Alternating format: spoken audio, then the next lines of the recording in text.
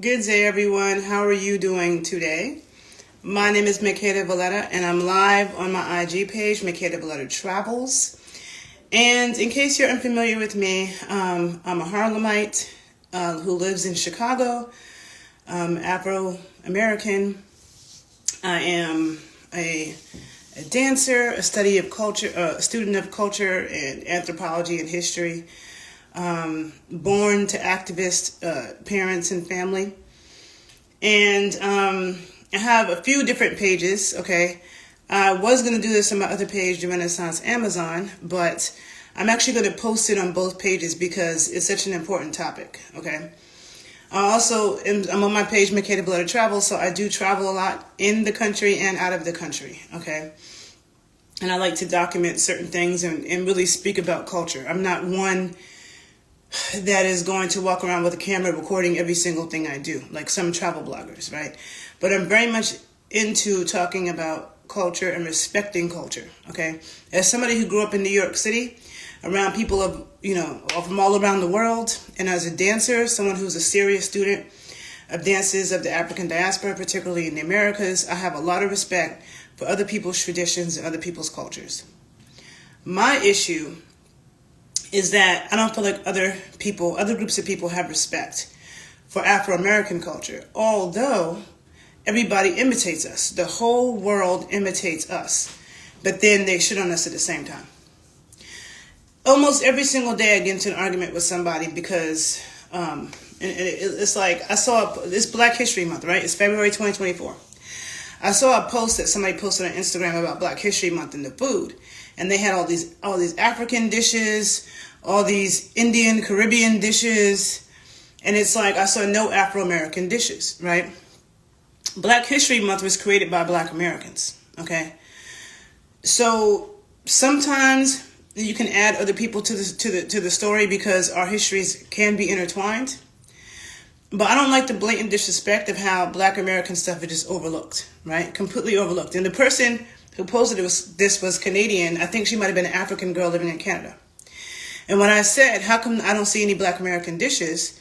People were like, oh, well, this is a travel page. Okay, it's a travel page. What's your point? Why aren't you posting any American dishes? They're like, she lives in Canada. Okay, whether she lives in Canada or whether she lives in America, like I'm a traveler and I travel around the United States and I'm American. And there's a lot of stuff about Black American culture in different parts of the country that I don't know about. Okay, Afro-American culture in Iowa is going to be different than it is in Philly. It's going to be different than it is in New Orleans. It's going to be different than it is in South Carolina. It's going to be different than it is in Cali, in Florida. Black Americans live all across the country. Our foods are varied. Our dances are varied. And as a dancer and a serious student of dances of the diaspora, I have seen dance conferences in New York, right, that were set up to be Black dance conferences, right? The Black diaspora, and it features dancers from the diaspora, and I see all these flags on the flyer. I see a Puerto Rican flag, a Haitian flag, a Jamaican flag, a Belizean flag, a Brazilian, everything but an American flag. As if Black Americans don't have a very rich history of music and dance. Okay, and I have heard Afro-Cuban dance teachers in New York and other Caribbean people in New York and Africans say things like, Black Americans don't have any culture. That enrages me. Because how can you say we don't have any culture when all of you copy us all the time? Okay? Growing up in New York, I remember, I'm from Harlem, which is probably like the only part of New York City where Black American culture is even visible. But I grew up going to the Caribbean parade in Brooklyn, okay? The West Indian Day parade. And I remember, since I was a kid, my parents used to take me because, they were Pan-Africanists. And let me tell you, I hate the term African-American. I'm going to get into that in a second. But as an adult, when I would go, and I didn't have a flag, all the Caribbean people had a flag, and I didn't have a flag, and they'd be like, where are you from? And I'm like, from here. And they just act like I had 5 heads, like they couldn't understand what I meant. Like, what do you mean you're from here? You're not, where are your parents from? I'm like, from here. Like, you're not from an island? I'm from the island of Manhattan. And it was like they just couldn't comprehend me being a Black American, which was really offensive because it's like, how stupid can you be? You know Michael Jackson, right? You know Michael Jordan, right? right? You know Whitney Houston, you know Malcolm X. Like, there's a whole bunch of famous Black Americans that you know, and that you guys are always copying. So to then act like you don't understand what a Black American is, and I know other Black Americans in New York who felt the same way. I've had people in the Caribbean people in New York say to me they thought I was Caribbean because I looked exotic, right? Whatever that means. I'm like, have you been around the United States and seen how many beautiful Black women there are? Some of the most beautiful Black women I've ever seen have been in the U.S. You go to Atlanta, it's Pretty Girl Central. When you ask those girls where they come from St. Louis, they come from Chicago, they come from Cali, they come from all around Detroit, they come from all around the country, okay? I've seen some of the most beautiful Black women I've ever seen in my life in Detroit. I've seen some of the most beautiful Black women I've ever seen in my life in New Orleans, okay? Girls from Texas, Mississippi, okay? I've been to Jamaica. And to be honest, most of them look like Shabba Ranks, okay? I'm not saying there aren't gorgeous Jamaicans, but I didn't see a plethora of beautiful, like, stunning women in Jamaica like I see when I'm in Texas or New Orleans or Atlanta, okay? So what do you mean by, you know, you thought I was Caribbean because I look exotic? That's offensive to me, right? Or because I have locks. When Black Americans are the ones that really push the natural hair movement, okay? The Black is Beautiful, the Afros, taking locks and taking it to a different level of styling. And we invented perms, but I don't assume every Black person with a perm is American just because they have a perm. And the whole Black world has perms, right? And so for me, I feel like when I do comment, like the post that I saw where, you know, it was a Black History Month post and they posted, it was about food and they posted all this food but our food. And I asked the question, how come I don't see Black American food? I got attacked by people, okay? And now we have this issue, okay? Like I actually just lost a so-called friend the other day because he's a Dominican dude from New York. I grew up in the border of Harlem and Washington Heights. I grew up around a lot of Dominicans. A lot of Black people don't fuck with Dominicans because they think that they're blatantly racist and they don't want to be Black. And there's a whole video I wanted to make about Dominicans because I feel like they're misunderstood in a lot of ways, and I feel like the issue is complex. And when I speak on this, I get attacked by all sides, right? But I will say I grew up around them, never had an issue with a Dominican in my life. However, Black people who speak Spanish, especially my Panamanian people, all the Black Panamanians I know cannot stand Dominicans, okay? Because they hear the racist shit they say. Because Black Panamanians, people, when they speak English, people think that they're West Indian or people think that they're Caribbean. People think they're West Indian, which is like English-speaking Caribbean, or people think that they're Black American, because Panamanians usually sound West Indian or Black American. And a lot of times Spanish-speaking people, Dominicans in particular, will say very racist shit around Panamanians, not knowing that they understand. And I remember in the 90s, you know, my dad had a really good friend, a Black Panamanian friend, who had an organization in Harlem where they got gifts for families who couldn't afford Christmas gifts, right? They gave away gifts to families who couldn't afford Christmas gifts. And when these little girls opened up these gifts, and there were Black dolls, their mothers snatched the dolls and said, I'd rather you not play with any doll than to play with a Black doll, okay? And in my neighborhood, you know, if you look on the map, it says Little Dominican Republic now. You have a few miles of businesses that are owned 100% by Dominicans. And they only hire Dominicans, okay? They're not hiring any Black Americans at all. They just hire their people. And you see that in every city in America. Every city in America, I live in Chicago now, every city in America, you have every single immigrant group that comes here, has a community, they have all these businesses, they only hire their people, okay?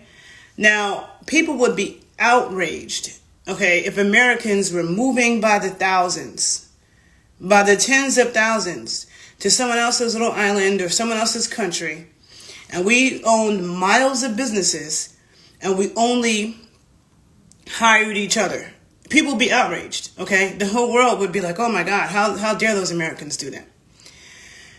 On top of that, and one of the reasons why I did this on the travel page is because I see a lot of travel bloggers, American travel bloggers too, who are always lecturing Americans about how we need to try to learn to speak people's language when we go to their country, and it's only polite, and you should really try.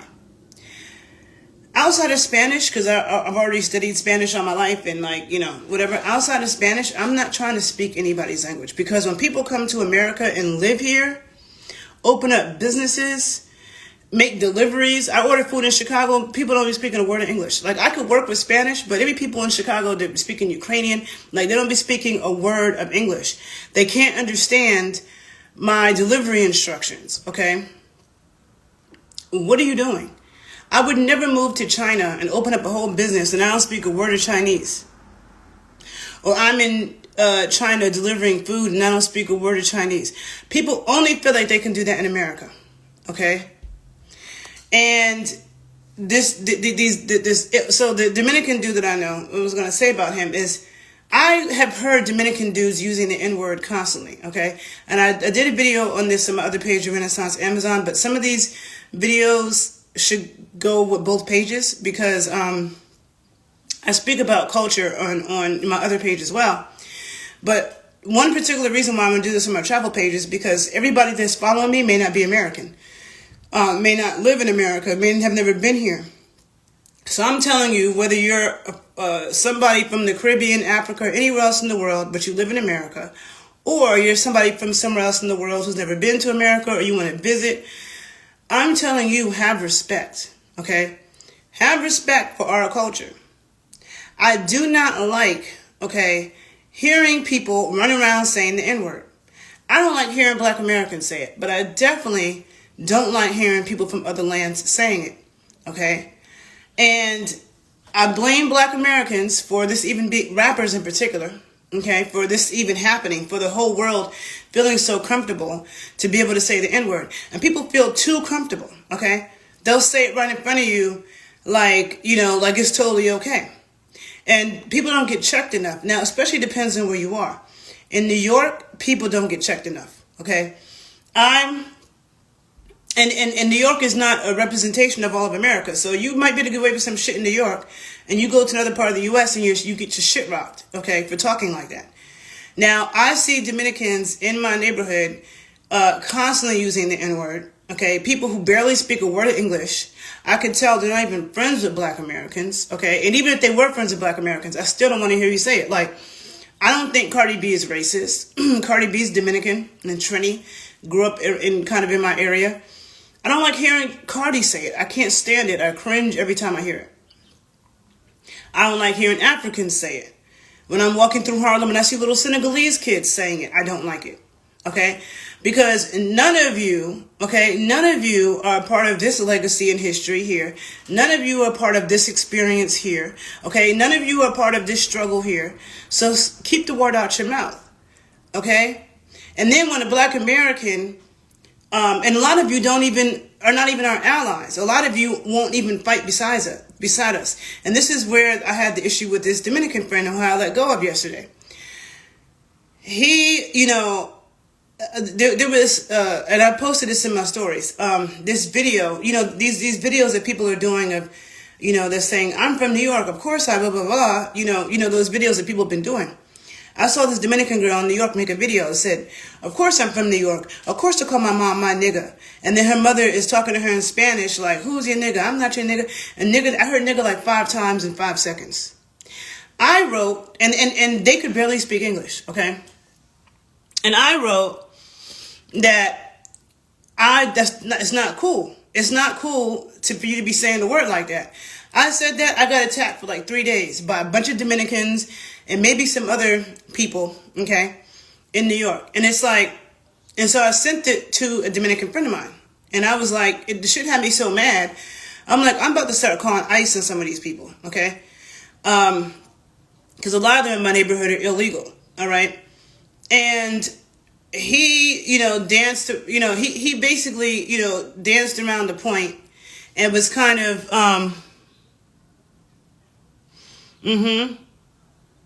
And he was kind of like, well, basically, like, his response was too lackadaisical. So I asked him, and I feel like I might have heard him say it before, but I don't always feel like checking people, because you don't want to get into a fight with them. I was just in the gym in Yonkers, New York, okay? And there's a whole bunch of Dominicans. They're all speaking Spanish, they're all with each other. And I'm listening to them. They really speak English. And they're like, oh, my nigga, my nigga, my nigga. The shit was getting on my nerves. And it's like, how are you so comfortable to just be saying that, okay? And then when somebody checks you on it, you want to argue about it. I'm not cool with that. The show Black Ink Chicago. Black Ink Chicago, there was a Mexican girl on the show who was a tattoo artist, and she was using the word. The black people on that show, in that studio, were telling her they didn't like it. And she argued with them for the right to use it. She was arguing with them for days. And it's like, bitch, if you're not a black American, if black Americans are telling you we're not cool with it, shut the fuck up. Especially then when you put things in context.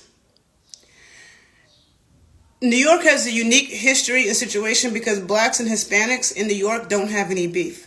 Sometimes we're complete allies like blacks and Puerto Ricans, or sometimes we just don't have any beef like blacks and Dominicans. I don't think Dominicans really, fight beside or alongside black Americans the way Puerto Ricans have a history of doing in some ways. And Dominicans don't really assimilate like that. They really be in their own Dominican world.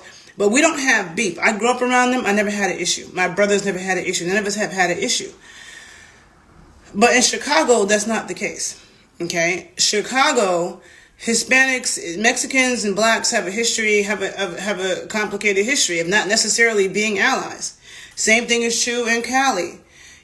Same thing is true every Miami. Okay, I never experienced blatant racism until I went to Miami. Those white Cubans, because Hispanics can be white. I'm tired of people saying, "Oh, they're not white, they're Cuban." There's white Cubans. Okay, Cuban is a nationality, not a race. There are black Cubans. There are white Cubans. There are Chinese Cubans. There are indigenous Cubans. There are Japanese ones. It's a nationality like American is a nationality. American is not synonymous for white, and American is not synonymous for black. Okay? It's a nation with mixed races. And so, yes, there are white Cubans, and there's a whole lot of them in Miami. And they're blatantly racist. Okay? And Love and Hip Hop Miami had the same situation.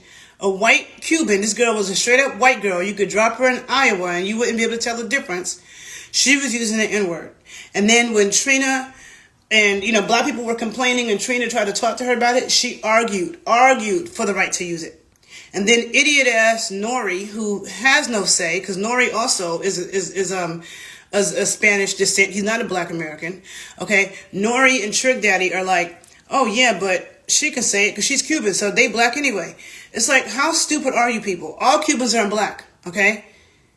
And in Cuba, see, America has this rule that, this is the thing, race is a very, it's a social construct. It's not scientific at all. What your race is can vary depending on where you are in the world, okay? Like in Latin America, they don't call me negra, they call me morena, okay? And in Spanish-speaking world, negra is a dark-skinned black person. In America, we have white and we have black. Totally unscientific. You have people as light, bright, and blue eyes as Vanessa Williams. Okay, you have someone that looks like her, and then someone that looks like Lauryn Hill, and we're calling them both black. Make that make sense. What do they have in common? Nothing.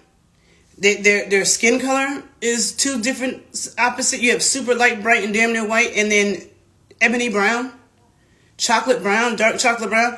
You have kinky hair, and you got finer hair. You have dark eyes, you have light eyes. So how are we defining black then? If Vanessa Williams and Lauryn Hill are both black, that doesn't make any sense. And in no other country in the world would Vanessa Williams be considered black. Like, she wouldn't be considered black in Brazil. She wouldn't be considered black in Puerto Rico. She wouldn't be considered black in Africa. She wouldn't be considered black in Jamaica. Okay?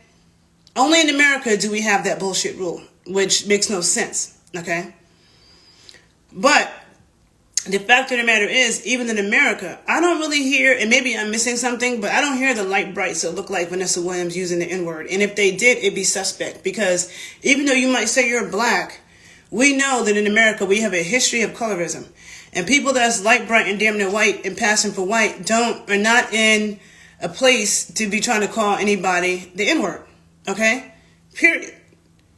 Because to me, you're closer to white than you are black. And when you look at the history, like if you're light, bright, and damn near white and you could practically pass for white, that means you don't have the same experience that real black people have. And when I say real black people, I mean black people who are undeniably black. Like you don't have to, they're not ambiguous. You don't have to find out they're black when they tell you that. You can just look at them and see. You don't have the same experience as us. So you're coming really from a privileged place and talking like that. That shit's not cool. Okay? Like Meghan Markle. I wouldn't know she was black if I didn't see her black mother. Her kids look white. Okay? If I had a kid with a white man, I mean, I don't know what they would come out looking like, but I don't think they would look that white. Like, that's because, you're a little black. And even your black mom, like what is black? Because most black people in America are mixed race anyway. None of us are just purely African. And let me just tell you something else. I feel like the African, I can't stand the term African American. I can't. And what made me really stop liking that term was being in Harlem and on 116th Street, which you could say is Senegalese Harlem, and there were signs that were saying African American food. Now, most people think African American food, you're thinking food from the South, and I remember going in the place and it was all Senegalese food.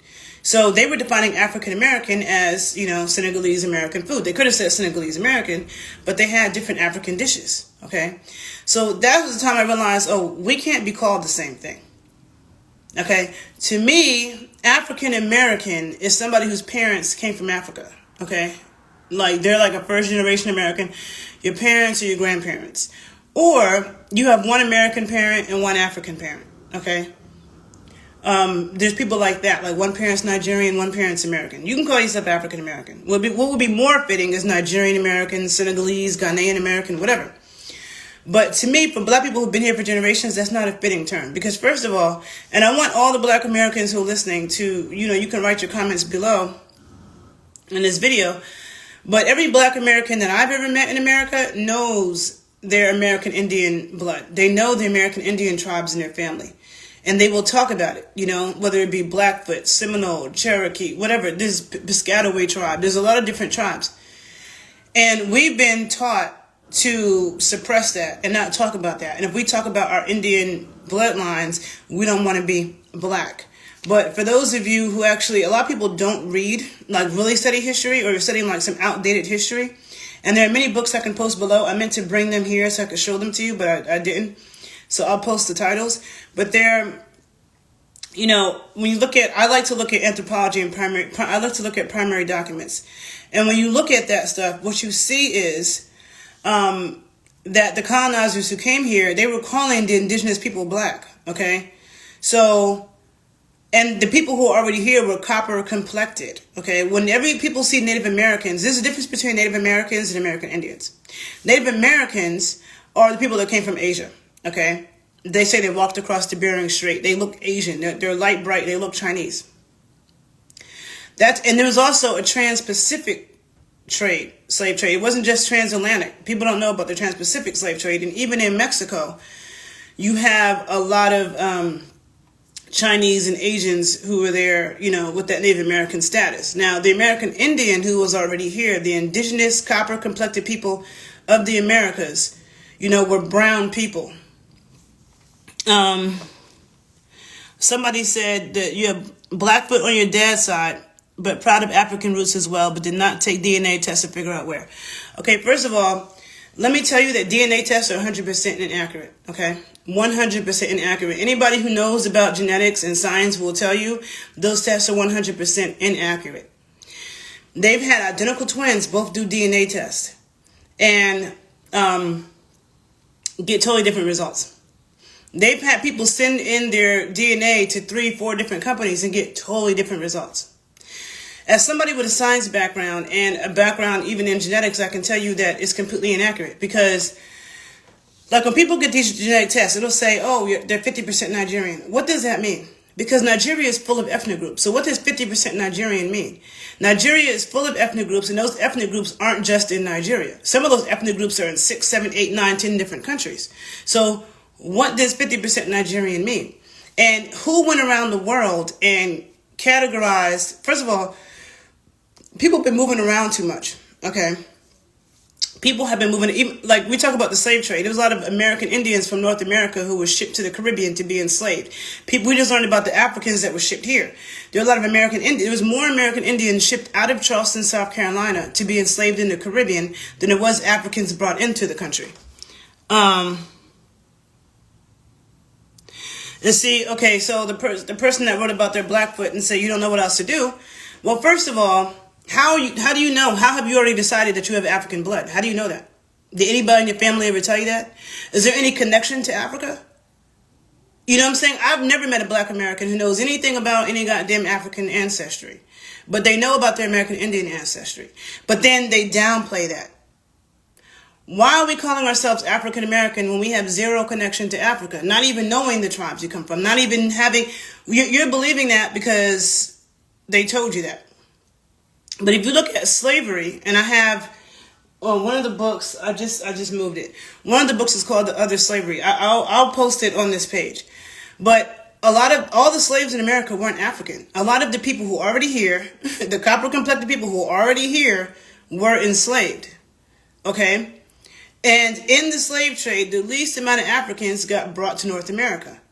There's way more Africans in Brazil, and way more Africans in Colombia, way more Africans in Haiti, way more Africans in Jamaica, way more Africans in, did I say Cuba? And like, they look like, the person who wrote the comment about the Blackfoot, I know you, and if somebody dropped you in Nigeria, they wouldn't think that you were from there at all. If somebody dropped you in Ghana, they wouldn't think, you don't look like them. Okay, you don't look African at all. Now, granted, you can't completely go off of looks, but I'm just saying you don't. So, and then when you think about North America, hold on, let me see something else. Bianca said, plus they use your DNA and compare it to modern day people's DNA, which makes it inaccurate because those modern people are also mixed up with a bunch of stuff. Yeah, exactly.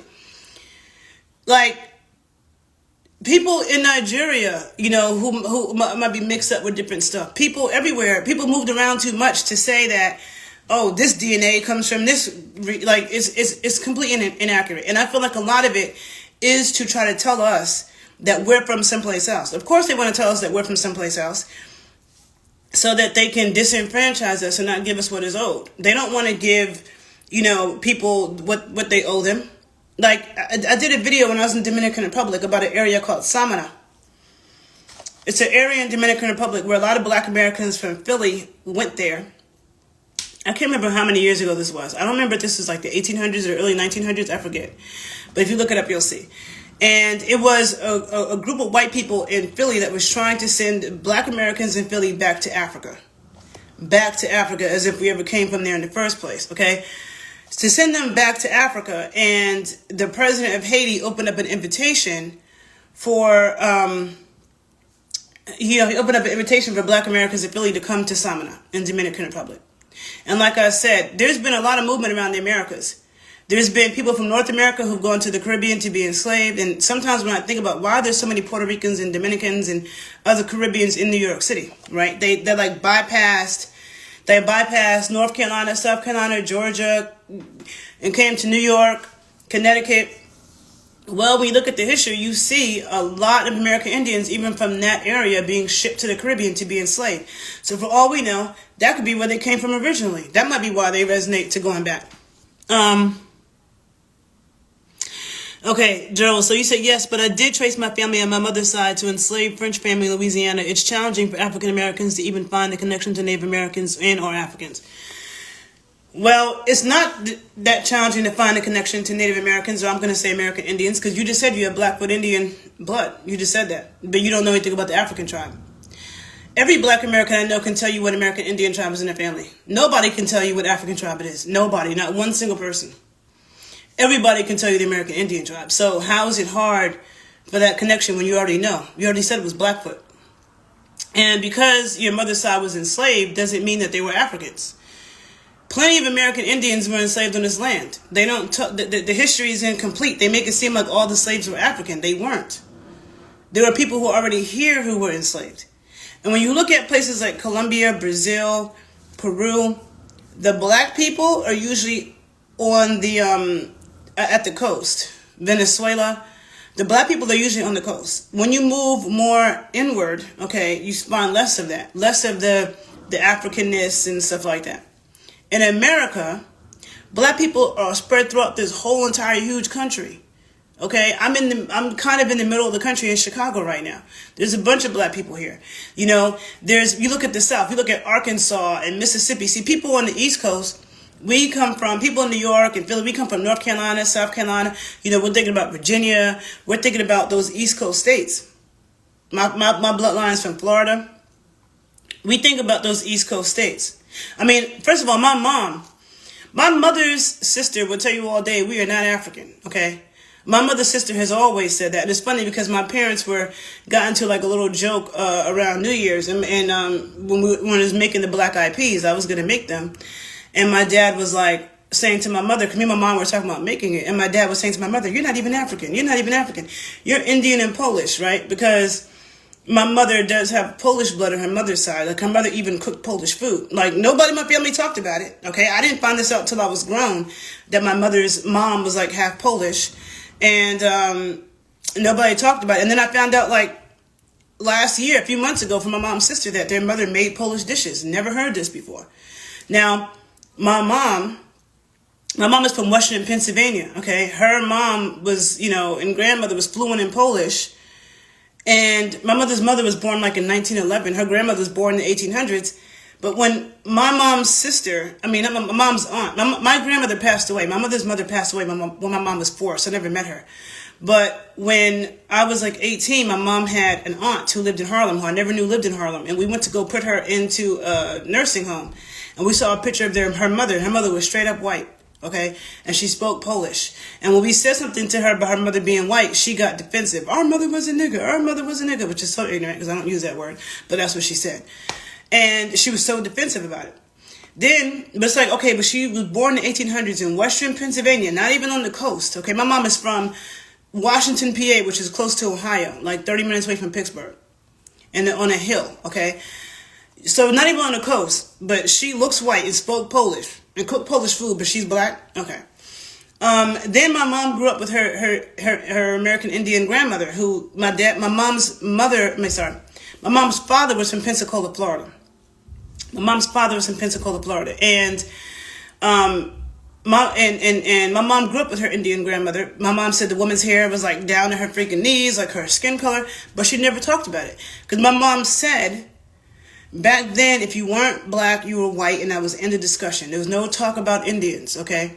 My dad, who's from Florida, my dad is from St. Augustine, Florida, the oldest town in America, a very prominent city for Afro Seminoles. And there's really a history, too, of Africans and American Indians blending and fighting together, okay, which is one thing I really love about New Orleans, is that was the first place I went where they openly acknowledged that. And it's not unique to New Orleans. It's true in every single state, okay? Every single state in America. There's a history of people of African descent and American Indian descent mixing and fighting together. Okay, a lot of times the history that we hear is divisive. Oh, the Indians own slaves and da. Black people own slaves too. Africans own slaves too. The fact of the matter is that there was way more allyship and fighting together than anything. And the Black Seminoles of Florida are a great example of it. And that's what I descend from, right? But I don't like to disrespect, because it's like first of all, people have to be stupid to really think that they killed all the Indians. You really think on this whole huge land, okay, that they killed all the Indians, okay, and that everything, even as a student of black dance in the Americas, Afro-Caribbean, there was a time when I read every single book I could find on Afro-American dance. And not Afro-American, Afro-diasporic, Afro-Caribbean and stuff like that.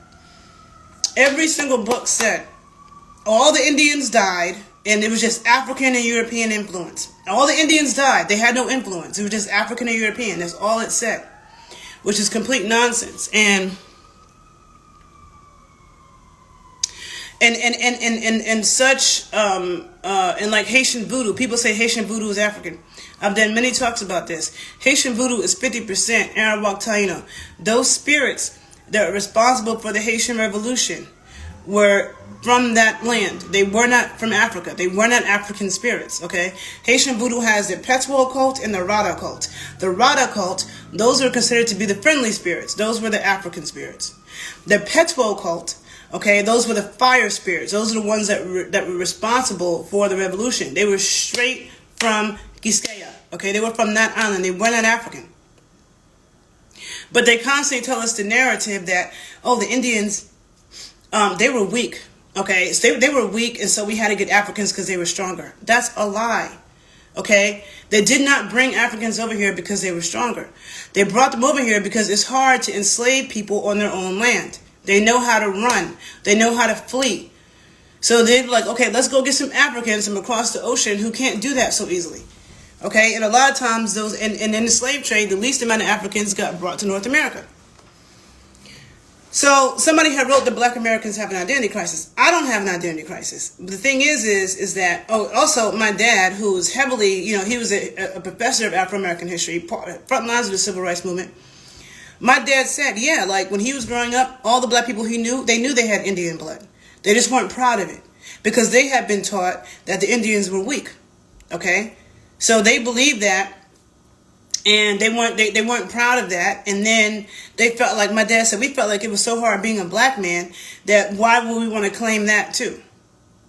And so that's I have felt like that's been a huge criticism of mine of people from the Civil Rights Movement. Now, I'm not going to insult them and say they didn't do anything, because I see a lot of younger people who insult them and they act like they didn't do anything.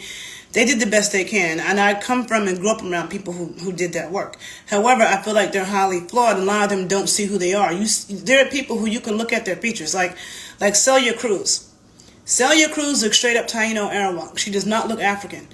The way Celia Cruz looks, okay, they call her Afro-Cuban. Maybe she does have some African blood. Maybe she doesn't. But I know for sure she doesn't look African. She looks like an American Indian. She looks like the people who are on that island, okay? The people who are indigenous to the Caribbean, they were brown, okay? They were not light, bright-looking Asian people. Maybe the people that come from Canada look like that, not the ones that came from the Caribbean or the American South. The undertones in our skin, we have red in our skin. I always say the sun tells the truth, right? We have red in our skin, but it's not just that. I have a twin brother who's dark skinned. My dad is dark skinned. So you have, just because somebody's dark skinned also does not mean that they're purely African. Oh, because they're dark skinned. I have white blood on both sides of my family, and I have American Indian blood on both sides of my family. Like my mom's side, there's Polish. My dad's mother came from, when I was a kid, my dad told me that his mom came from a mulatto class of free blacks in Florida. And my dad said, never mention that to your grandmother because she can't stand white people, so she doesn't want to hear anything about that. And so I never said anything to her about it. And it wasn't until last year I was making a Christmas dish that my grandmother always made called shrimp perlo. And I thought shrimp perlo was a Geechee Gullah dish. When I looked it up before, it said it was like a Geechee dish. And the Geechee Gullah, I don't know of having Geechee Gullah blood in my family, but my family, St. Augustine, is very close to the Geechee Gullah, okay? Very close, okay? My sister lived in Georgia, right across from those islands. Now, but when I said something to my dad about it, he said that it came from Menorca. That my grandmother, I had never heard of this place. He said that my grandmother's family came from an island off the coast of Spain called Menorca. When I look it up, that dish is traced back to Menorca.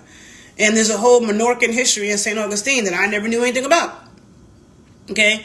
So a lot of black Americans, and my dad grew up with his father coming out of South Carolina. Her mother was dark skinned. I mean, his mother was dark skinned. His father's mother was dark skinned with long, straight hair. Okay?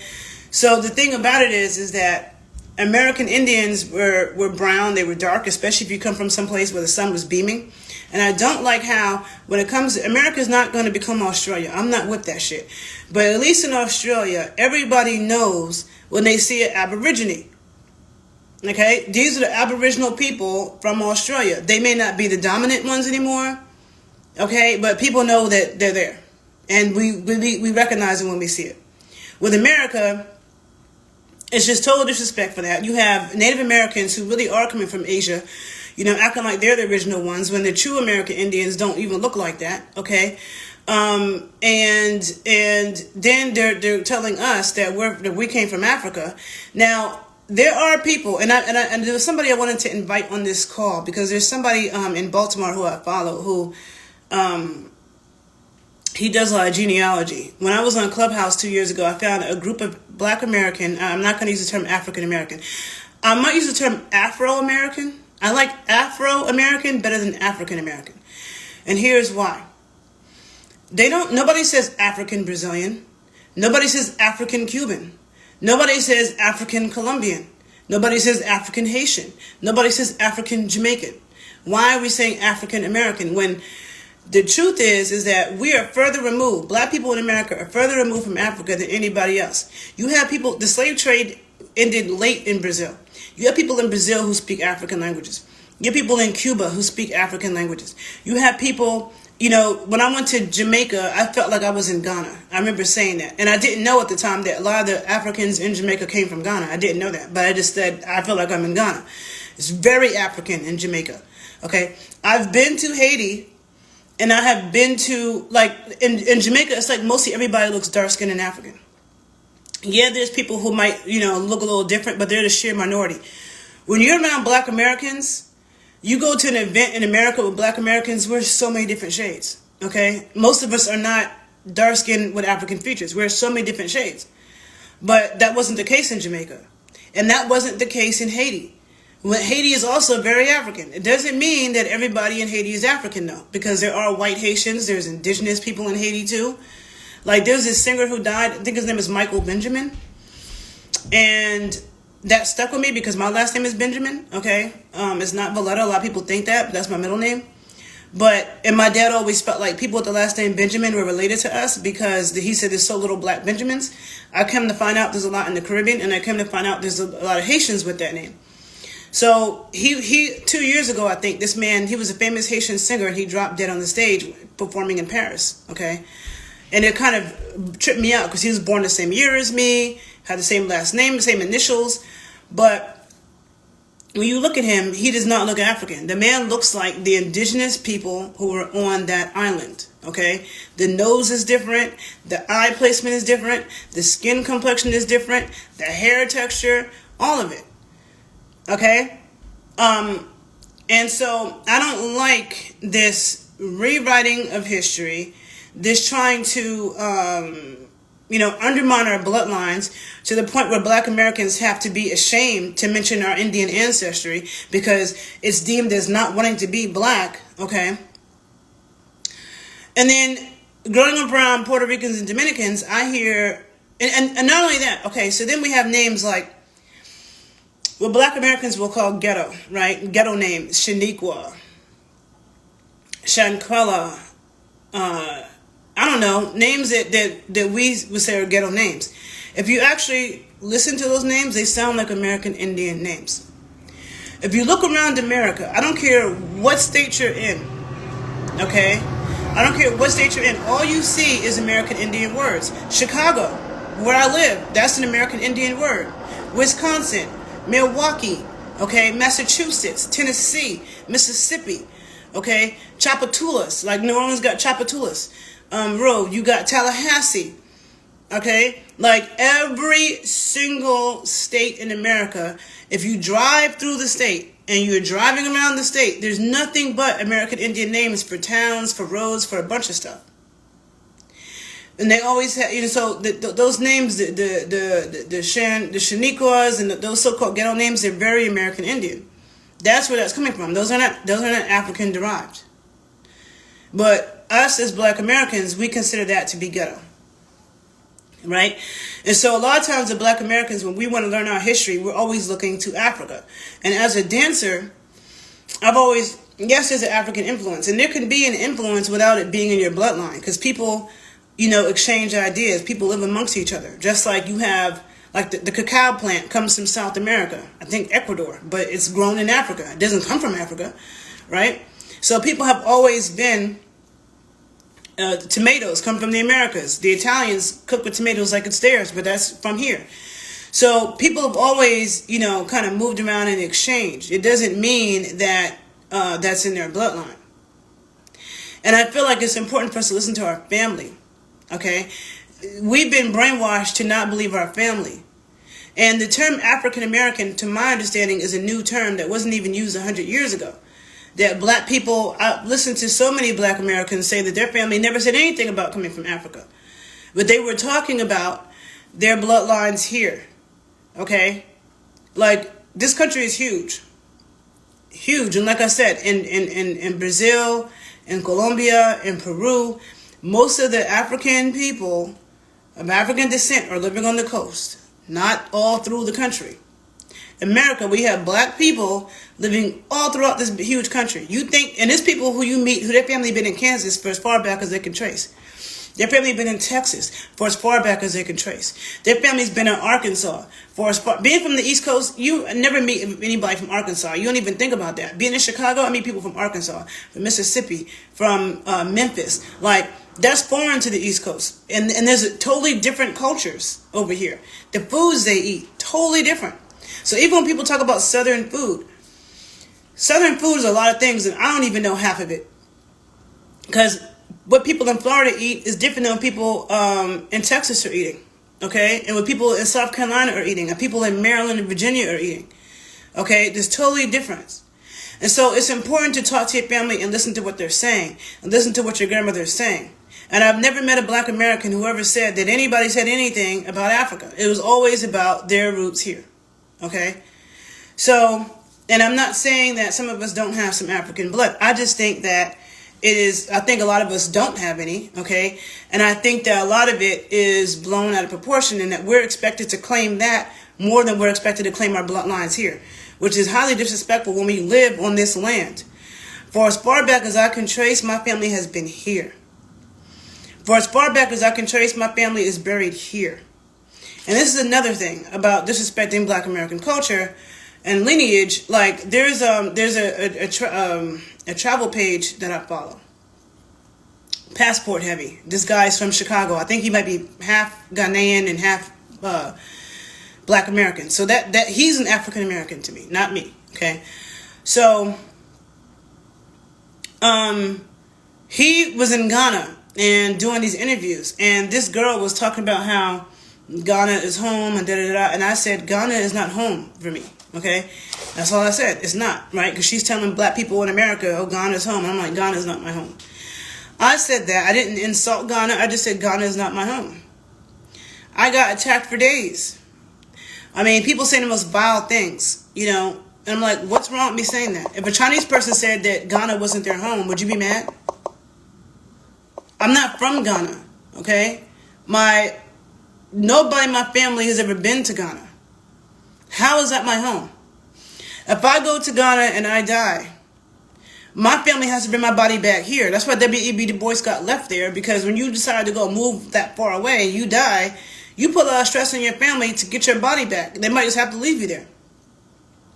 Okay?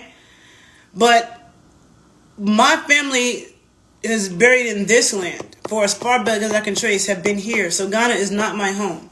I am not going to leave America and move to Africa. I'm not going to say back to Africa, because when was I ever there? When was my family ever there? Like, that's not my home, okay? I feel, and when I went to Senegal, I didn't feel at home at all in Senegal. I feel at home in Cuba. I feel at home in Colombia. I feel at home even in Mexico. I feel at home in the Americas, okay? This is my home. And it's very different to me on the other side of the ocean. Whether it be Europe, Africa, it's very different than over here. Okay, my friend Bianca said, you were right about that. When we went to Ghana in 2019, it did not feel like home to me. And I got a little irritated every time someone said, welcome home. Thank you. But if we say that, now you want to attack us? If somebody from Ghana came over to America and said it wasn't home, I wouldn't get mad at them. It's not your home. Your home is Ghana. So I don't like the blatant disrespect that when black Americans just try to speak up for who we are, we get attacked. Oh, you don't want to be African. Ghana's not my motherfucking home. When I went to Senegal, it did not feel like home. Nothing about that. It felt like a foreign land. Everything. And I've been to places in South America. I've been to Costa Rica several times. I've been to Mexico several times. I've been to Cuba several times. I've been to Colombia several times. Okay? I've been to Haiti. I've been to Jamaica. I've been to Puerto Rico. Okay? All of that felt more like home than Africa. Even the way they build things, the way the beach looked, the foods, African foods don't resonate with me. And I don't mean any offense. I'm just saying they don't. Outside of Ethiopian food, I have never looked at African food and thought that looked good. I would way rather eat the food here in North America. I love North American food. We have some good food. To me, I think American food gets slept on. And that's another thing I was saying about that video that the girl posted. It was supposed to be about Black History Month, that she's posting black food from around the world but completely ignoring ours. And growing up in New York, I've heard so many foreign people, whether it be Caribbeans, Africans, say things like, oh, there's no such thing as American food. American food all comes from someplace else, which is total bullshit. Because first of all, you can say that about any nation. All the Caribbean, like half that shit in Trinidad came from India.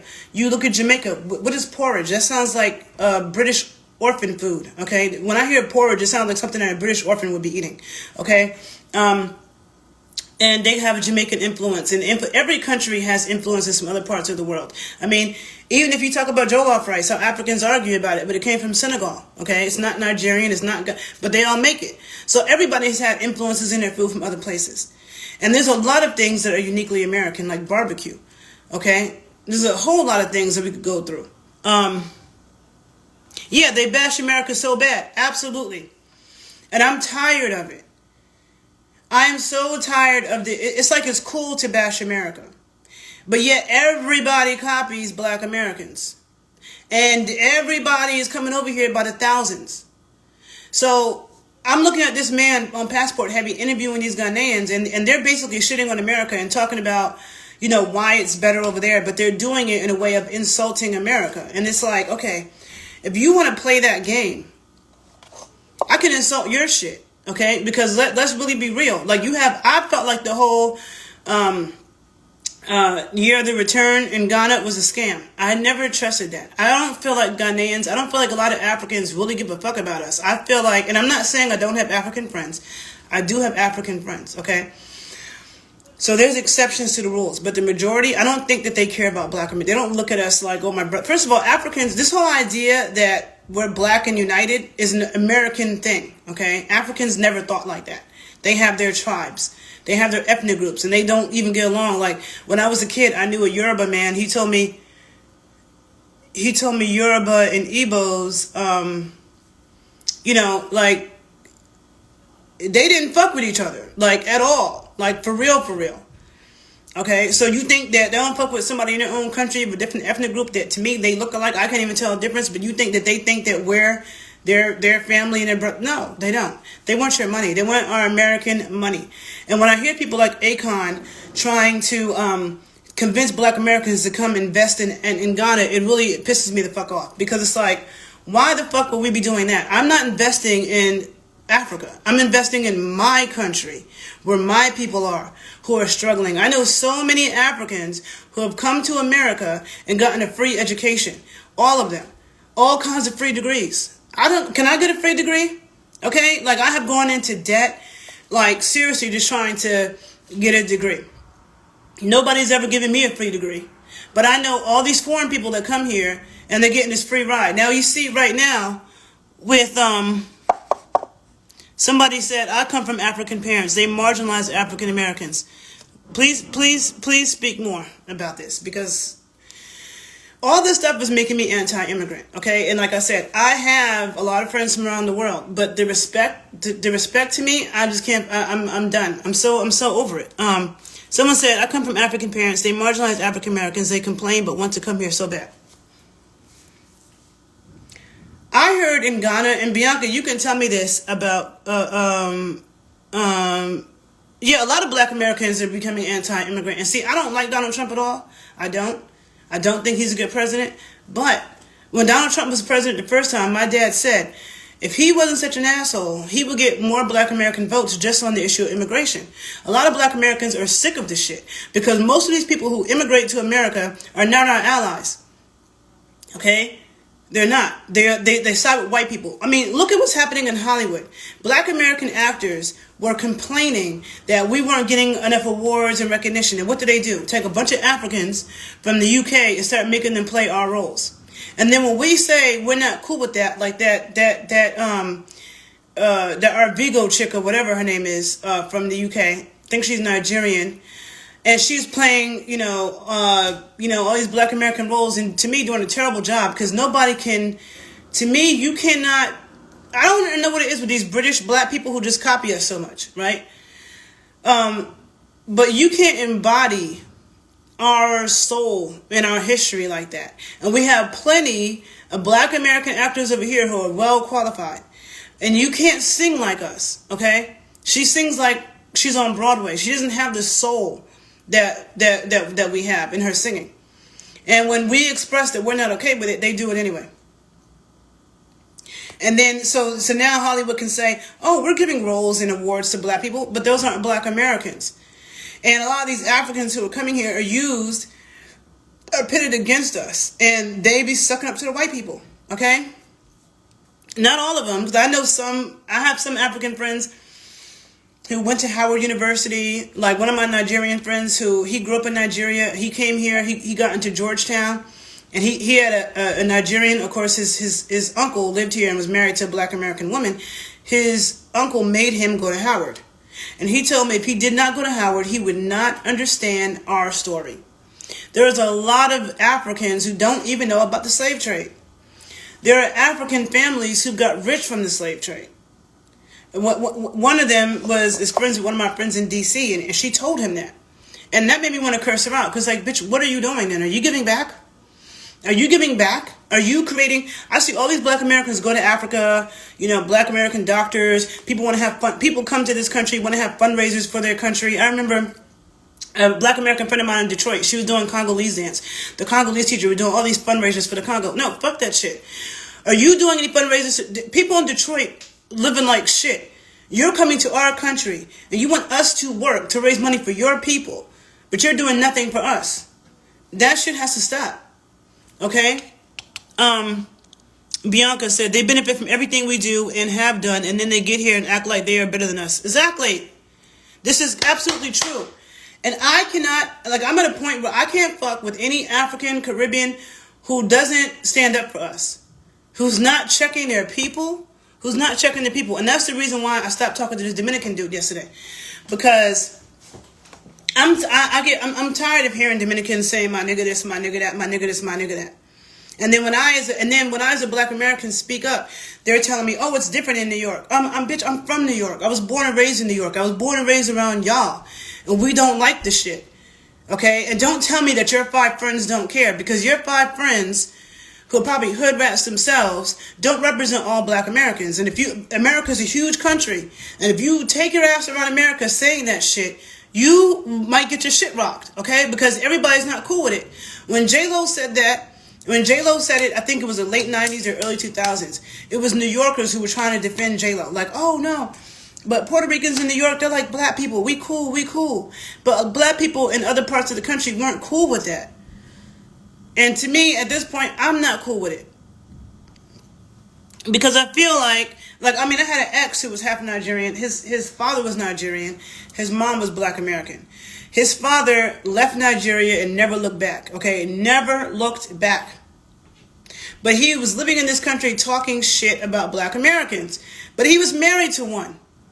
And my ex said he didn't like that because he identified, even though when people looked at my ex, they thought he was Nigerian because his face, he just looked Nigerian. But he identified as American because he had never been to Nigeria. He didn't know shit about that. He's here. His mother, he was born to an American mother. In matriarchal cultures, you are what your mother is, right?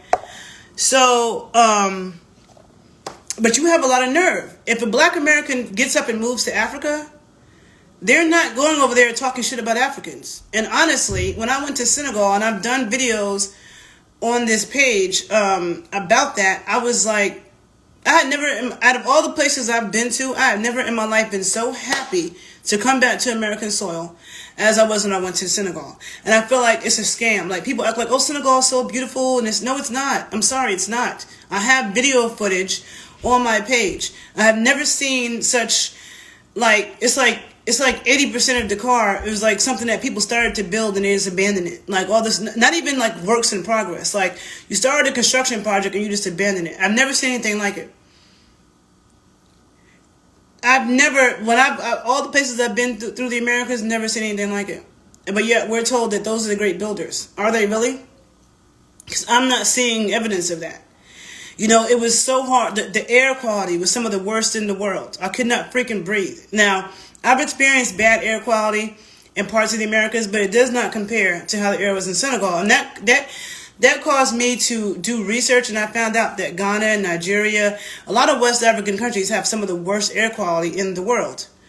Okay? And so it's just like, I mean, it was so bad. You know what I'm saying? And then just like, I'm not going to get into that because I've done videos about Senegal. I'm just saying, I feel like people go to Africa a lot of times, and I know Africa's a huge continent. I'm going to speak about West Central Africa. I feel like people go there with rose-colored glasses. You know what I'm saying? Because, oh, it's Africa. It's the motherland, which I don't adhere to that either. But, you know, because to me, first of all, I feel like all land on the planet is sacred. I feel like it's all sacred. But if I had to choose one part that I felt like was the most sacred, I would say it's the Americas. You know, the Amazon rainforest is in South America. If you see, you know, footage in Colombia, in Mexico, some of the Cuba, some of the Caribbean islands, Brazil, like you see lush, like big, tall, old trees, lushness. A lot of times I'm looking at Western Central Africa, I don't see that. The trees look little, you know, the air is like, has all these particles and dust in the air. It's not lush looking, like what you see in Costa Rica, what you see in Mexico, what you see in New York State, okay, in Maine, Vermont, Washington State. That's not what I'm seeing. And there's something about this land that is very magical to me, okay? And so I have the right, if you're from Africa and you believe that Africa is the motherland and you believe it's the most sacred place, I have a right to believe that about where I come from too. If I say I don't agree with that and I believe that where I come from is like that, and you think that gives you the right to curse me out, but I'm not cursing you out when you say that you believe your land is that. So what is this forced narrative that Africa is the most special place on earth and it's the most important place on earth? And no, okay, I have a critical mind. I question things in our research and I observe the obvious. Somebody said, I went to Ghana once and my family members were after my American dollars. Yes. I have a black American friend from Harlem who went to Ghana. Like, this might be like, he went there maybe 2019, 2018. He said everybody was trying to be his friend because they were trying to get to America. And they were making that clear. And it annoyed him. It annoyed him. Okay? So, to me, and that's the thing that annoys me when I go a lot of places. That's the thing that we don't do in North America. In North America, even when I was in Colombia and I was in Costa Rica, Mexico, nobody hounded me because I was American and they just wanted to take my money and scam me. Now, people did that a bit in Haiti, yes, okay. But when you go, but a lot of countries outside of North America, people be trying to scam you when they realize you're not American. I don't like that shit, okay? You go to Europe, everybody's pickpocketing you, okay? The one time I ever got robbed was in Amsterdam. They're all pickpocketers, okay? Americans aren't pickpocketing people. If you look at travel bloggers who talk about traveling in different countries, they don't warn you about America like, oh, someone might pickpocket you. You go to Spain and countries, they will tell you need to be extra careful because they have expert pickpocketers, okay? But what people don't do over here is realize that you're from another country and start upping the price. They don't do that. Now, all these migrants, okay? I'm in Chicago. I'm from New York. Chicago and New York have a fucking problem with bringing these 50,000 migrants here, okay, giving them stuff that they don't give to Americans, that black Americans are, forget about Black Americans, period, aren't getting. But let's talk about Black Americans, like American homeless people are not getting this housing and this free food. And what other country in the world is doing that? What other country in the world can you come there illegally and you're getting enrolled in school, you're getting housing, they said that New York City spent, I think they said $5 billion. That number can't be right on freaking migrants.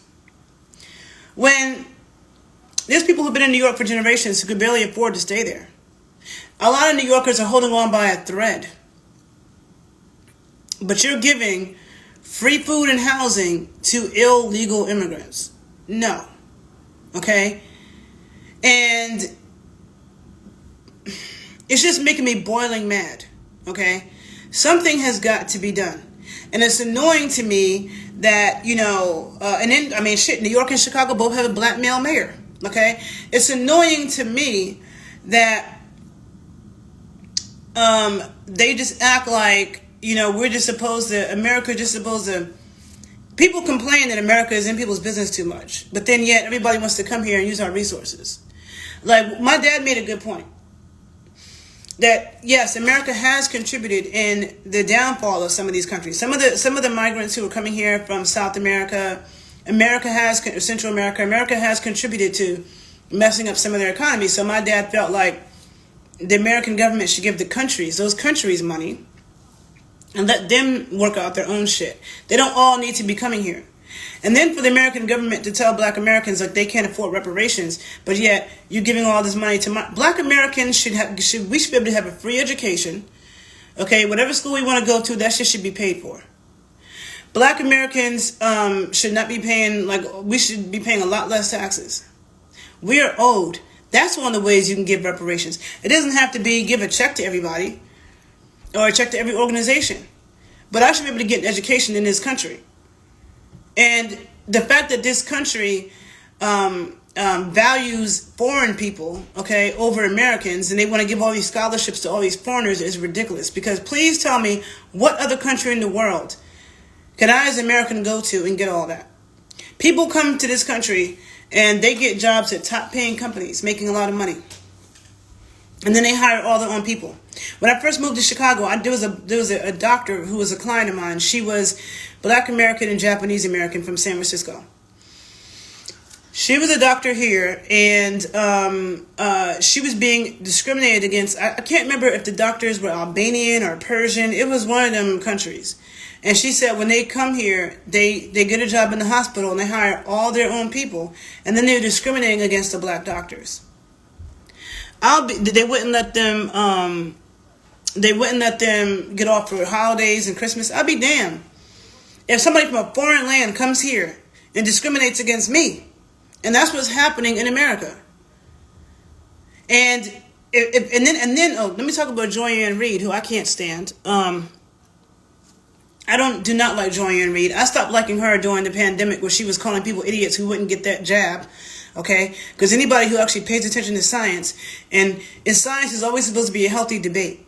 Okay, that's how science works. It's not dictatorship. And you would never see that on the news, because the news is funded by the pharmaceutical companies. So there's a lot of very experienced scientists who are totally against those jabs. Okay, there's books written about it, lots of stuff, and a lot of them weren't looking at the research. I'm someone who stays up on scientific research, and there was no way I was getting that. I didn't get it, and I'm fine. Okay, and the propaganda that was pushed around that. She was on TV calling people idiots and just talking terrible to people who wouldn't do it. I stopped liking her then. But I just saw something she posted, and I posted it in my stories on my Instagram page, McKay Villa Travels. I saw something she posted where she was talking about these migrants in New York and how they're going to get, like, the mayor is giving them is like $53 million or something in, like, money for them to go, like, some type of credit cards for them to go buy food from bodegas. And she's, defending it and speaking as if, like, people who were against it have a problem. And she's talking about how, it's going to help the bodega owners and blah, blah, blah. It's like, and then I said, let me see if she's Black American. I knew she grew up in Denver, but let me see her background. I look it up, and it's like her parents are, one of them is African. I can't remember if it was Nigeria. No, I don't think it was I can't remember what African country it was. Ghana. One of her parents was like Caribbean. I should remember because I can't. One parent was Caribbean and one was African. Okay. She's not a foundational Black American. And now I see the reason why Tariq Nasheed created that term foundational Black American. Because another thing that annoys me is I could be talking to somebody whose parents are from Haiti or their parents are from, Ghana, and they'll be like, but I'm American too. No, you're not the same kind of American. You're not the same type of Black American as me. Okay? You're a first generation. Stop trying to put yourself in the same goddamn category. You're not. If there is when it comes to the holidays, you're cooking different foods, okay? You're cooking foods from your country.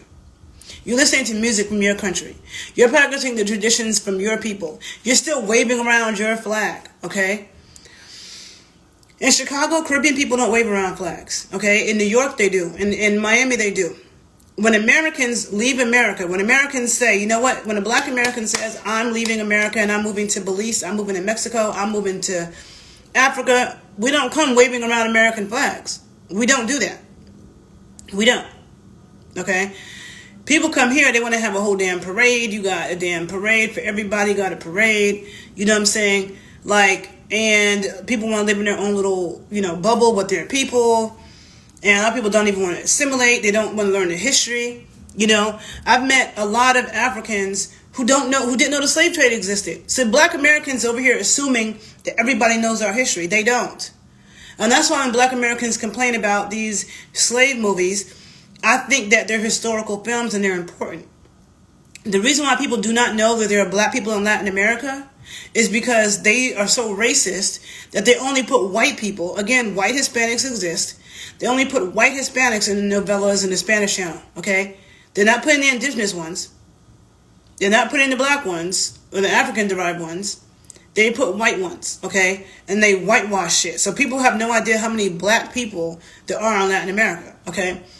And they don't create films about it, okay? So that's why people don't know about that. It's because of them. But in America, Black Americans refuse to have that happen. We stand up. We've had a civil rights movement. These countries in Latin America and the Caribbean, they haven't had a civil rights movement. Okay, so Black Americans, and when Marcus Garvey left Jamaica and he came to Harlem, my hood, he said that Black Americans were the creme of the crop of the Black world. He left black-ass Jamaica. Jamaica is one of the blackest places I've ever been. He passed a whole bunch of islands and stuff he could have gone to and came where? To Harlem, the Mecca of Black America, for his movement.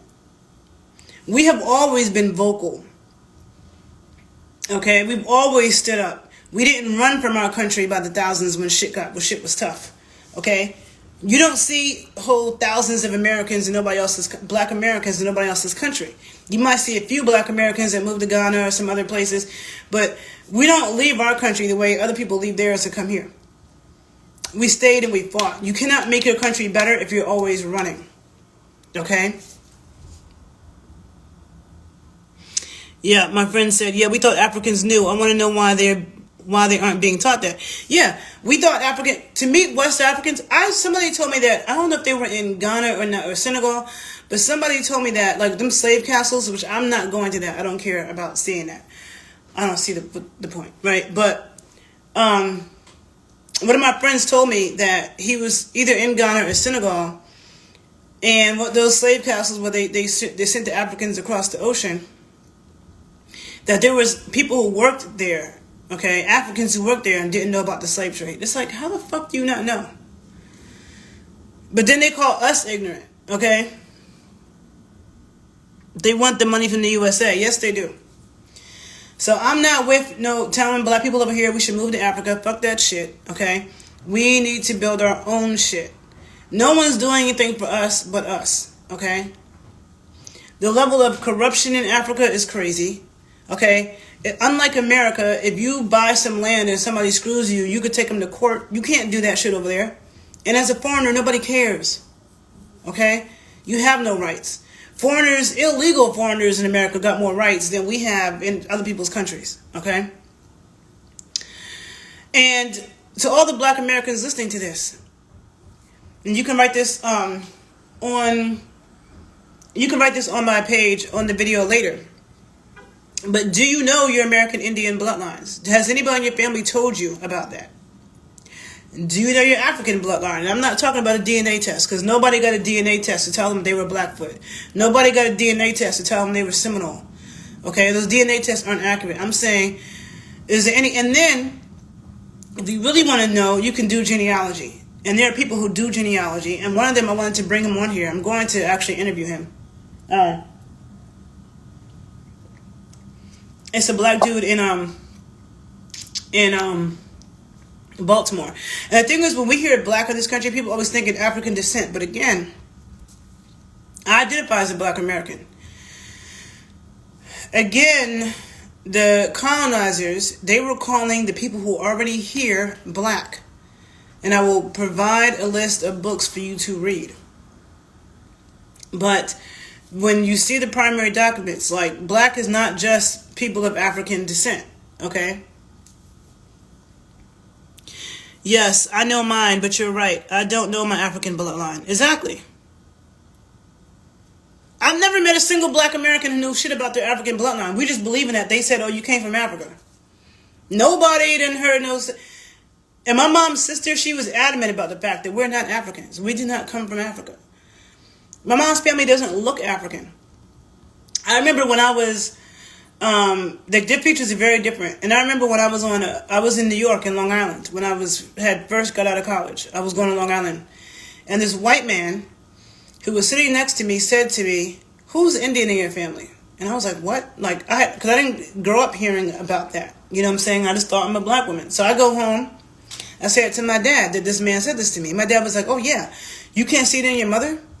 You can't see it in her features, her cheekbones, her eyes?" I'm like, no, she looked like a regular black woman to me. She looked like Felicia Rashad. My mom looked a lot like how Felicia Rashad looked. You know, the hair, color, everything. But Felicia Rashad looks like an American Indian. Look at Rosa Parks. Today is her birthday. She looks like an American Indian. Look at her features. Look at her hair. Okay? Shaka Khan. Shaka Khan was always talking about her American Indian ancestry. Always. So somebody please tell me, a black American who knows something about some African ancestry, and I'm not talking about a DNA test, please tell me. I've never met one. But we all know about our American Indian blood. We know that for sure. But yet, we just don't talk about that because that's not cool, or we're trying not to be black. It's ridiculous. Letting other people erase who we are. You know what I'm saying? Someone said, I already know about my ancient African bloodline along with Cherokee, Creek, and Seminole. So what is your ancient African bloodline? So you just named Cherokee, Creek, and Seminole, and you said ancient African. What is that? What groups do you come from in Africa? And how did you find that out? And I feel like if you live on this land, you know what I'm saying, then we should be respecting our ancestors who are from here. How do you just ignore them? And you jumping over to Egypt, or you jumping over, some people jump over West Africa all the way to Egypt, which has nothing to do with us, okay? But I remember when I lived in Pittsburgh in 2009, I saw this woman, she looked African to me. She was with her daughters, and they were doing this dance. So I started asking her, what dance are you doing? She told me she's from the Yamasee tribe. That's the first time I ever heard of this tribe. And they're in the Florida region, close to the Seminoles, okay? Another warrior tribe. She said that that when the colonizers came, they thought they were Africans. But she said they were not Africans. They were a warrior tribe from this land, and they communicated across the ocean with Africans, okay? But they weren't Africans. And so I'm saying that to say that you have people that can communicate. Like when you, as a dancer, as somebody who studies dances from the Americas, there's definitely an African influence, specifically the Congo, but even some other places in Africa, there's definitely that influence in the dances. I feel like you see that a lot more in the Caribbean and South America, like when you have Yoruba dances and Igbo dances, and you don't find that in North America. The Congo has had the greatest influence on popular black dance in the Americas, okay? But that doesn't mean that everybody's from Congo descent, okay? Like, there's a lot of Congolese that went to Brazil, but there's not a lot of Congolese that went to Jamaica. There's not a lot of Congolese that went to Cuba. There's not a lot of Congolese that went to Haiti. I'm not saying there's none, but there wasn't a lot. But yet, the popular dances are all Congo-derived. Jamaican dancehall, samba, Afro-Cuban rumba, salsa, soca from Trinidad. All that is straight Congo. You got Congo Square in New Orleans, okay? So when it comes to the popular dances, the Congo had a great influence. It doesn't mean that all those people are Congolese. Sometimes you are around those people. Like, look at how the whole world copies Black Americans. The whole world copies our style, copies our slang. Does that mean that they're Black Americans? No, it doesn't. Okay? So to me, I'm just tired of this erasure. Okay? I cringe every time I hear the term African American. I really do. Because if you're going to put the whole, like, if you want to use Afro-American, okay, because then you can say, like, maybe there's a little bit of African ancestry. There's definitely, you know, this exchange and this influence, you know, with some of the things that we do.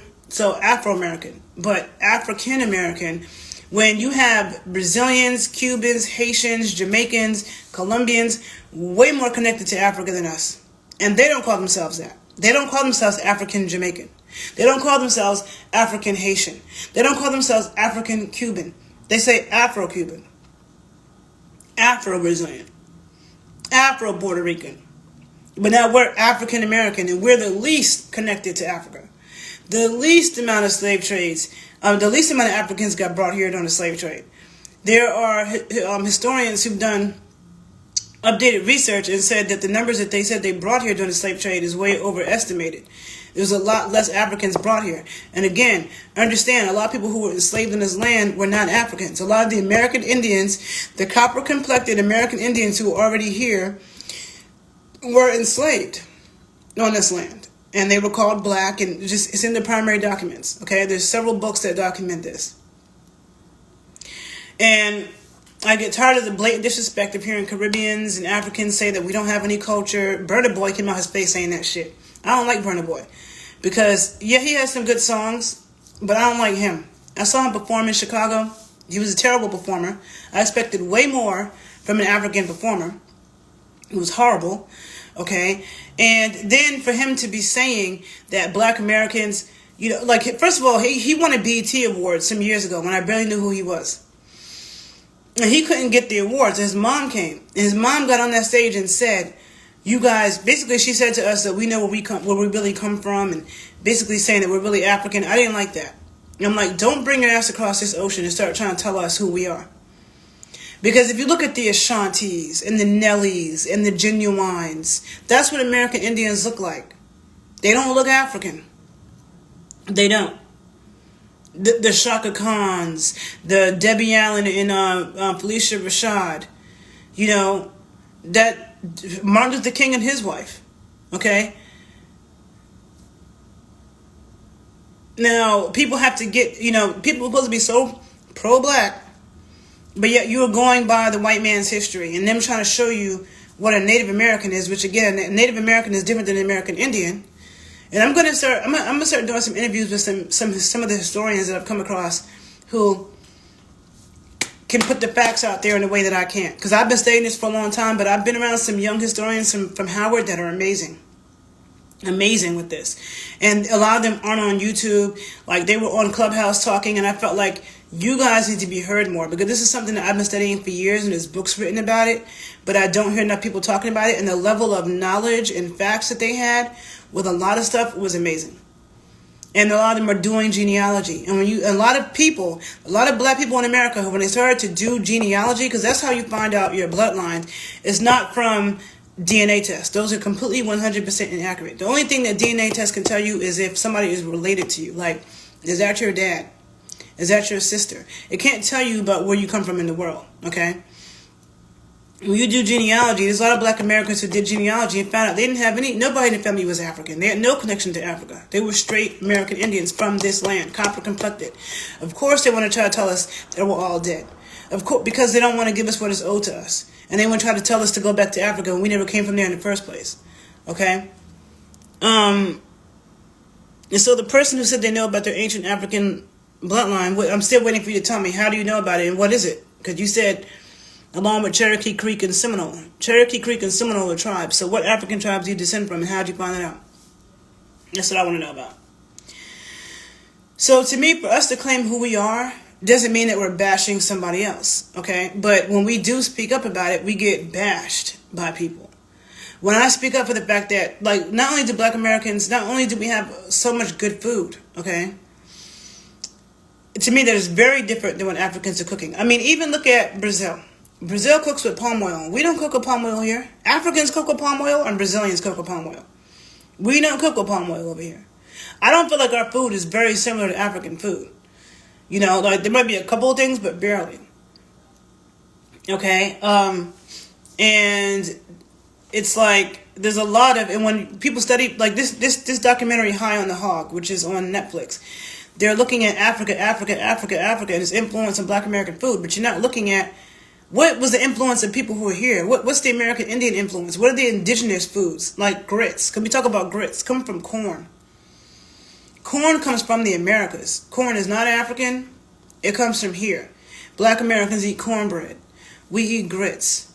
We eat corn on the cob. How do you, like, not talk about that? And that's the thing. This older generation, and I grew up around them, older generation of Black Americans who are pro-Black could just completely ignore that. And they all know. They all know that they have American Indian blood, but they just ignore it. Africa. I believe in giving credit where it is due. Okay? Period. And what's not going to happen is that our people and our legacy is going to be rewritten and disrespected, you know, and you have Black people in America looking up to Africa like Africans all the time is looking to take your money. Okay? They don't really care about none of that shit. They don't really know about it. Black Americans go over there thinking that they know they don't know. And yeah, Bianca, when you said that you got triggered every time they said welcome home. Yeah, that shit ain't my home. And if I say it's not my home, how are you mad? It's not. So I do not like the term African American. Okay? Afro American, Black American, Afro Indigenous, but African American, no. And we're just going by the African because somebody told us that. Nobody has any tangible, real proof of that. That's even in your bloodline. But we all know that the American Indian stuff is in our bloodline. And we shouldn't be shamed to speak about it, and we live on American soil. How disrespectful is that to your ancestors that you're too ashamed to even acknowledge them because people are going to think you don't want to be Black? And that's a lot of things with Dominicans, is I feel like I've been to Haiti and Dominican Republic. Dominican Republic to me is full of indigenous people. I mean, I grew up around Dominicans in the Heights. They look Arawak Taino to me more than anything. Okay, heavily. Like I would say Dominican Republic is like 80% indigenous from that island. Haiti looks like it's 80% African. Not to say there aren't Haitians that are like straight up Taino Arawak. Not to say there aren't Dominicans who are straight up African. Because there's two on both sides. But it's like Haiti's 80% African, like, you know, 20% indigenous, and Dominican Republic is like 80% indigenous, 20% African. It's really like that. Okay? Sometimes you have to observe the obvious, okay? In Cuba has a lot of people, a lot of brown people, a lot of people my color, look like my family.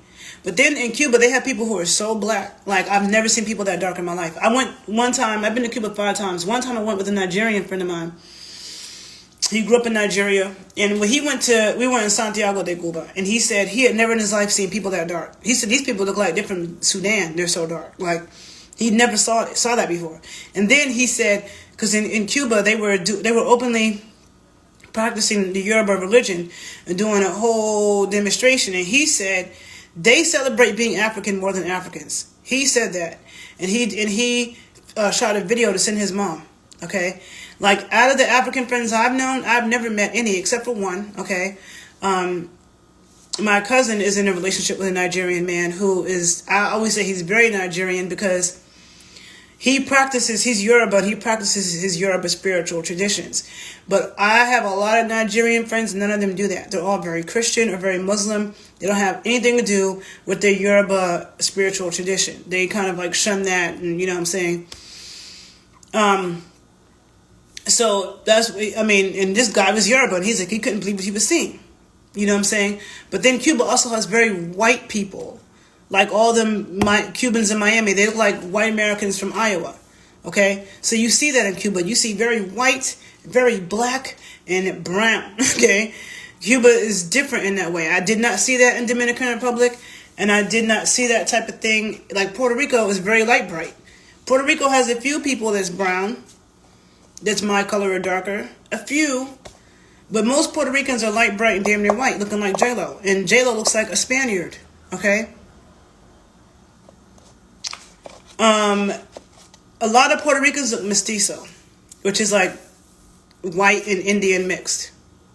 Whereas like Cubans, there's a lot of white Cubans who look straight up white. You can't tell the difference between them and, like I said, a white person from goddamn Montana or somewhere. When I was in Dominican Republic, I didn't really see any white people, okay? It was almost like if you were white, you were like really standing out. Most people were like brown, reddish, copper, and darker.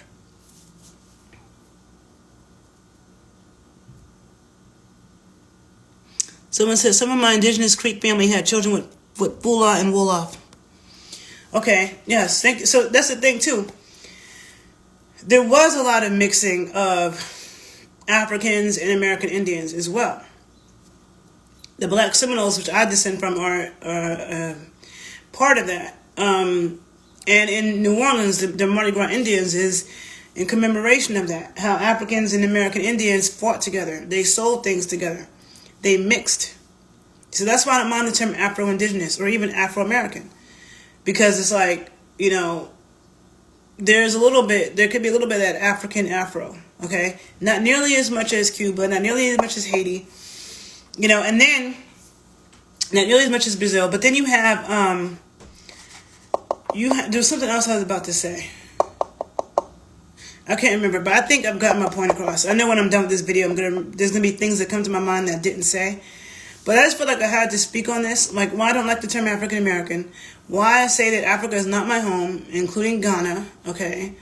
And why I'm starting to become anti-immigrant, okay? And not to say that I dislike everybody who comes from someplace else, because I have a whole bunch of friends who come from the Caribbean or come from Africa. But I feel like not enough, okay, are allies of Black Americans. Not enough stand up for us. A lot of them come over here thinking they're better than us and are antagonistic.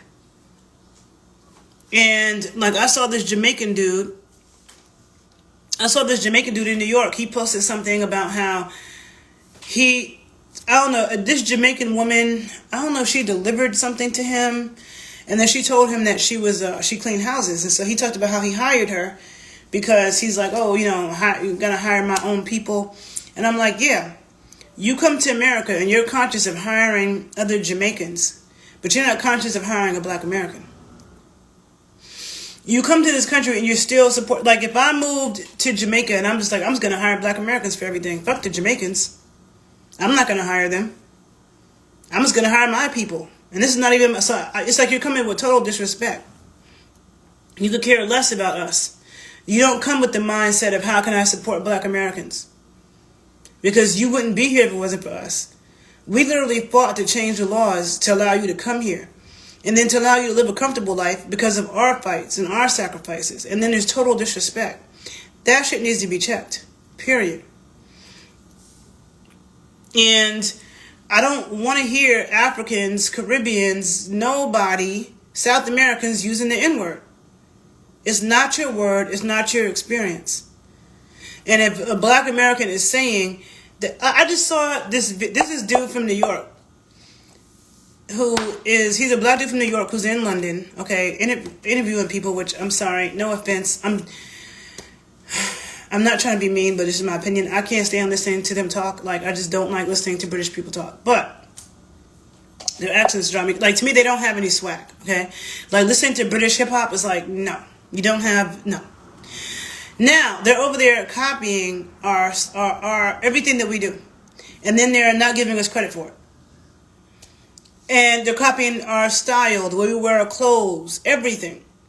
And then this dude, he's an African teenager in the UK, saying that the N-word came from the UK. It's like, that's a problem. He's over there, nigger this, nigger that, nigger this, nigger that. And he's saying it come from the UK. And the Black dude from New York had him read the definition, and it said a racial slur used on people of African descent in America. Again, these Africans knowing nothing about our history. You're copying us, and you don't even know shit. So you're in the UK using the N-word. You're in the UK using the N-word, and you don't even know that was a racial slur that was using as Black Americans. And then this is all the fault of the rappers, all these ignorant hood rat rappers. And I'm going to say that rappers do not speak for all Black Americans. I don't come from hood rats. I come from Black intellectuals. I come from freedom fighters, people who risk their lives to change things in this country. Okay? Those people, the people who did the real work, the people who have some goddamn intelligence, aren't cool with that shit. But the hood rats are the ones running around like NWA, niggas with attitudes. The hood rats are running around saying that. And they become popularized because of hip hop. And then they are telling people it's okay because I know you, it's okay to say it. Fuck that shit. I don't care if your few friends say it's okay. A lot of Black America will not think it's okay. And when you move outside of your little circle of friends who might say it's okay, you might get your shit rocked, and I hope you do. I hope more do. And I think that more Black Americans need to speak up about this, because a lot of Black Americans do not like hearing foreign people say the word. Well, a lot of times we don't check people because we don't feel like being bothered. We don't feel like arguing, and people want to argue with us. We need to speak up more. We need to speak up more about all of this stuff, because there's thousands, tens of thousands of people coming here from Africa. That's another thing. I have a Senegalese friend who he lives in Ohio and is telling me all these Africans, French-speaking Africans, are coming to America illegally, Haitians, and I have a lot of love for Haitians. Okay, I'm just going to say that, but he was saying that he's helping them get, like, they're getting credit cards and loans in the bank that, like, it's hard for Americans to get. He didn't even understand how they were getting this stuff. Right, like they've been here for like a month. He didn't get it, but he's helping them. And to me, you're an op now. You know what I'm saying? Because you're helping people come get things in this country. People who are illegal, get stuff in this country that they haven't worked for and they're not entitled for. Instead of you coming here and trying to help us get it, I don't see you trying to help Black Americans. A lot of times, like, it's just, you're not trying to help Black Americans, but you're trying to help people who are illegal get things, and that's directly hurting us. I don't see you checking your people and telling your people, look, you come over here, you need to have respect for Black Americans. If you open up businesses, you need to hire Black Americans. Nobody is doing that. So to me, I'm at the point where if I'm friends with somebody, like I have a Jamaican friend in New York who grew up in Boston, and he always says, I descended from immigrants. He wasn't even born here, I don't think. He might have been born in the UK. But he said, or maybe he was born in Jamaica, lived in the UK, then came here. But he said he's totally against another immigrant coming to this country until Black Americans get what they are owed. Period. He said until Black Americans get what they need, I don't think another immigrant should come here. And he comes from an immigrant family. Another friend of mine who is Honduran by way of Jamaica, one of my best friends, his family came from Honduras by way of Jamaica. And his family completely assimilated. Like, they're not, his family ain't waving around no Honduran flag. They ain't waving around no.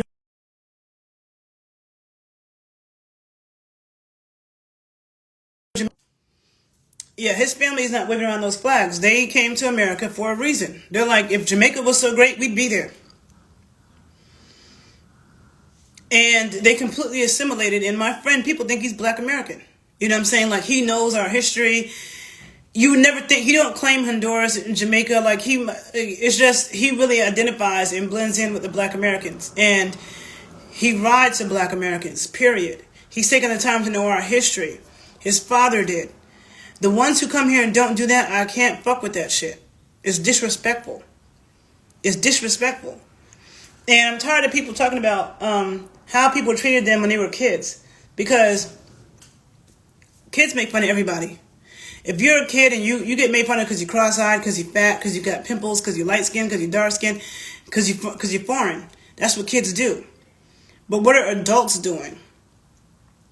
Stop talking about what people did when you were a kid. Everybody got made fun of when you were a kid. There's people who don't like Black Americans now because they got made fun of in the first grade. That shit is ridiculous. Look at how New York City governor and mayor are creating opportunities for Venezuela and others. I've seen so many Venezuelans in Harlem that were straight, fresh in Harlem, opened up 2 coffee shops. I'm like, I've been trying to open up a business in my community for years. How are all these people who just came to this country, don't speak any English, owning whole neighborhoods of businesses? How? At least the Venezuelans I knew in Harlem that opened up these coffee shops, they don't just hire Venezuelans. They hire Americans. You know what I'm saying? But most of them aren't doing that. And my grandmother, who was born in 1921, she was very anti-immigrant. I didn't understand it back then.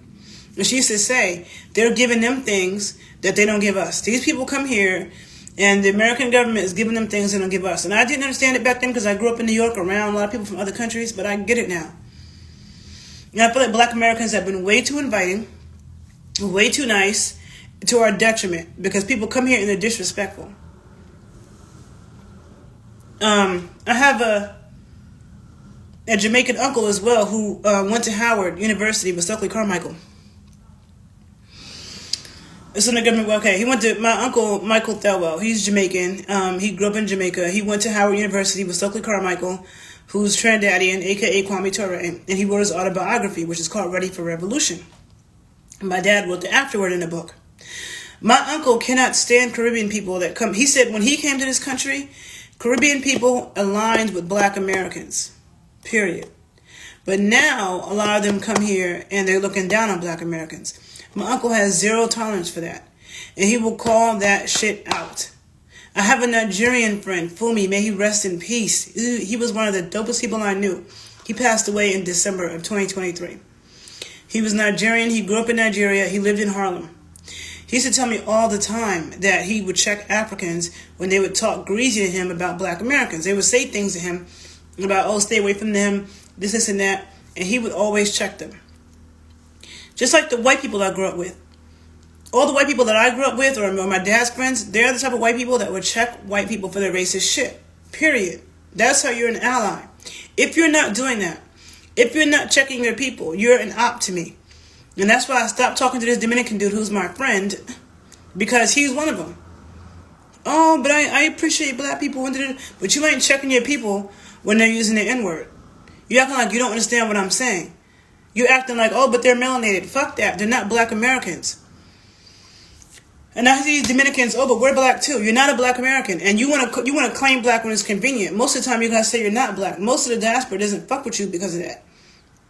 I've always defended Dominicans, and I'll do a video about that another day, but not anymore, because it's like, you're not a Black American, so stop with your Black bullshit. I'm a Black American. I'm telling you, keep that shit out your mouth. And you want to argue with me and attack me because I'm telling you that. That's the highest level of disrespect. And I feel like when I go back to New York, I'm about to start calling ICE on every fucking body. I don't know if ICE is going to come, but it's a no. I'm done. I'm so pissed off and done. The shit is just, the level of disrespect is just, I can't think of another example in another country that's anything like this. So, to the Black Americans who are listening, please tell me below about your bloodlines. Do you know about your American Indian ancestry? Do you know about your African ancestry? Not from a DNA test.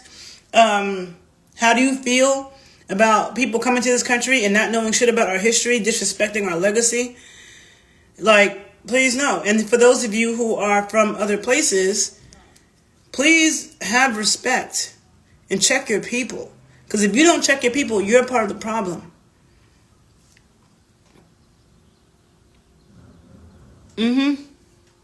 Okay, so if there's something I didn't say in this video, I'll say it someplace else. But yeah, the migrant issue is a problem. It's a problem in Chicago. They want to just put all these migrants in these poor Black areas and taking things away that Black people don't have. And there was a migrant who attacked or called this Black woman lazy in the south side of Chicago. He was lazy. In my neighborhood in Harlem, Washington Heights, this little Mexican, because my neighborhood was always Dominican and Black American. There were never Mexicans or anything like that. So now you see like Mexicans or like, I don't know, little Central American people. And nobody has ever violated me or disrespected me my whole entire life in my neighborhood. Okay? No Dominican dude has ever put his hands on me, nothing. This is 2 years ago. I'm standing and somebody grabbed my ass so hard and aggressive. And I don't really know, like, even though I'm from that neighborhood, there's not a lot of people that I'm cool with. There's only one person who I'm really cool with in that neighborhood, but he be airing out of town. But I thought it has to be him, because I don't know anybody. And even though the person that I know, I don't feel like he would do that, but he's the only person that I knew. Because the person didn't just grab my ass. They came up behind me, they grabbed my arm and held me in place and then grabbed my ass really, really hard. So I had like a delayed reaction, like, what the fuck? And I turned around. It's this little Mexican dude. I'm saying he's Mexican. I don't know. He could have been Guatemalan. He just looked Mexican, right?